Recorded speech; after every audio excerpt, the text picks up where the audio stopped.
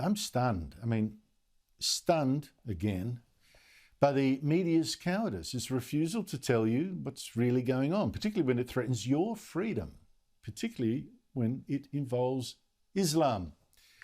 Now, last night I told you about the stabbing of a Christian preacher, a convert from Islam called Hatun, stabbed in the head and the arm as she was preaching at London Speaker's Corner, which is a place that's sort of, symbolic of free speech in Britain.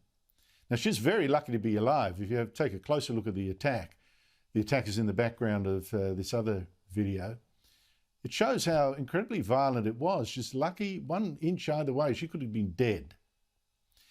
Now, 1 week ago, it was huge news. It was huge news in Britain. It was huge news here, around the world, when English footballers in their losing World Cup final were sent racist insults on the internet. Black footballers who missed penalty kicks. It was very ugly stuff. Mass coverage. But we are talking here of mere words, not a knife in the head. So I was amazed to see no report in newspapers here of this attack. If there were 1 or 2, I might have missed them. I did miss them. Not on this attack on Hatun, and almost no reports even in Britain. The one BBC report that I have found does not mention her name, what she was doing, or why she might have been attacked. The attacker, I should add, has not been found. So we're only speculating, really. But I don't think I'm speculating too much when I wonder why there is no interest in this attack. Because when you look closer, I think you'll understand exactly why not. Miss Tush is a born-again Christian. She preaches the gospel in this park, and that's already one big strike against her in the media. The anti-Christian media. I speak as a non-Christian. And she criticises Islam at Speaker's Corner. Now, normally criticising religion, like criticising Christianity, that's long been seen as a legitimate expression of free speech, almost as an obligation by some people. And it should be legitimate free speech. And people who physically attacked those who did criticise Islam were once seen, well, they were seen as a problem. The people attacking, not the people preaching. And we reacted in proper horror when Muslim extremists killed 11 cartoonists and journalists at the Charlie Hebdo magazine for drawing cartoons of Islam, when France last year gave its highest honour to teacher Samuel Paty when he was beheaded for showing one such cartoon to his class to teach him about free speech. That was applauded too. But in Britain, in much of the English-speaking world, it is now the critic of Islam who is the villain and who must shut up. Now, Hatun Tash, she knows this. She has preached peacefully at Speaker's Corner against Islam and for Christianity, and she's welcomed debate and has got plenty of it. And she has done this despite being menaced by groups of tough-looking Muslim men and despite being last year punched in the face by one of them. She's also done this despite the fact that she's been the one being threatened and assaulted. Police have at least twice arrested and removed her from this park as the real problem here.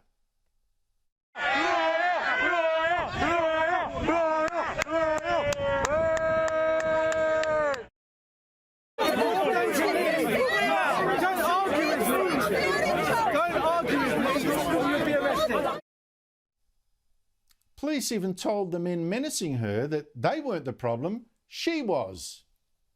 She was here and causing trouble. There's one of her and 50 odd of you. So what we do is we take her from the situation. That's what we've done. Appreciate that, man. All right? And now she's been stabbed. And even when she was stabbed and covered in blood, she refused to be cowed by the violence.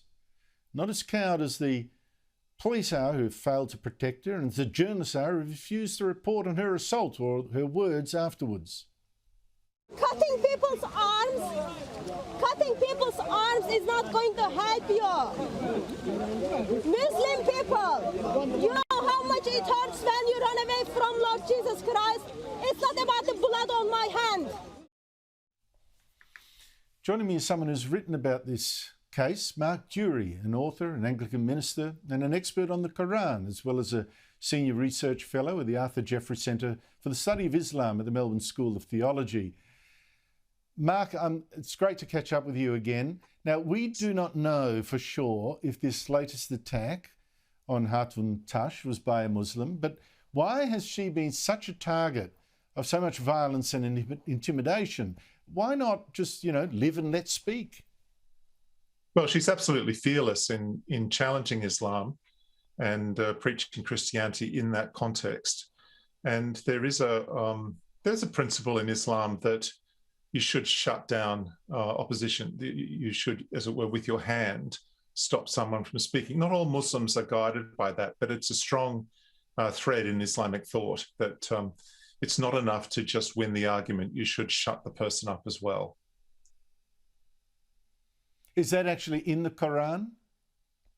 It is. It's complex. So the earlier part of the Quran says, speak in a beautiful way and persuade people with the way you speak. But the latter part of the Quran basically says that anything that causes sedition or undermines Islam is worse than killing, and you need to fight, use force to put it down. And Muhammad said that if there's something bad and all you can do is think against it, then think against it in your heart. If you can speak, speak. But if you can use your hand, you have to use your hand. So you use force if you can. It's the preferred option if it's available to you. And that would be the case in many Muslim countries. If someone was publicly criticizing Islam, they would experience violence against them. Now, what does this whole incident tell you, not so much of Islam, but of our society? The refusal of the mainstream media to give this attack any real coverage. I mean, like I say, 1 inch, one side, she'd be dead. Yeah, it was my observation looking at the video, someone was trying to kill her or at the very least take her eye out. I'm not a forensic expert, but it seemed pretty aggressive and very strong blows aimed at her face. There's been a whole history in the UK of police not being willing to engage with Islamically motivated hatred. There was the Undercover Mosque series that was done, a television program, and in fact the police tried to prosecute the television station instead of the Muslim clerics who were presented on those programs preaching hate. There've been cases of girls who've been sexually abused by mainly Muslim gangs for being Christians. That was one of the aspects of the hate crime, but the police were not willing to pick that up. And there's been, I think they've had sensitivity training around the issue of protecting minorities, meaning Islam being a minority and vulnerable, therefore it should be protected. There's no awareness really in British society in general that to be a Christian could be to be at risk or at risk of harm or in a dangerous situation. I had a friend who was a Muslim who became a Christian in the UK, and he actually fled to Australia because he didn't feel safe to tell his family that he'd become a Christian. He had to come out this far because he found it to be too dangerous there. Well, Mark, I can only say that if it had been a radical Christian who'd stabbed a Muslim in Speaker's Corner, the papers would be full of it. But there's a anti-Christian thing and a bending of the knee that suggests that if it goes the other way, it's no news. It's better for everyone if it's not reported. Mark Dury, thank you so much for your time. Great to be with you, Andrew.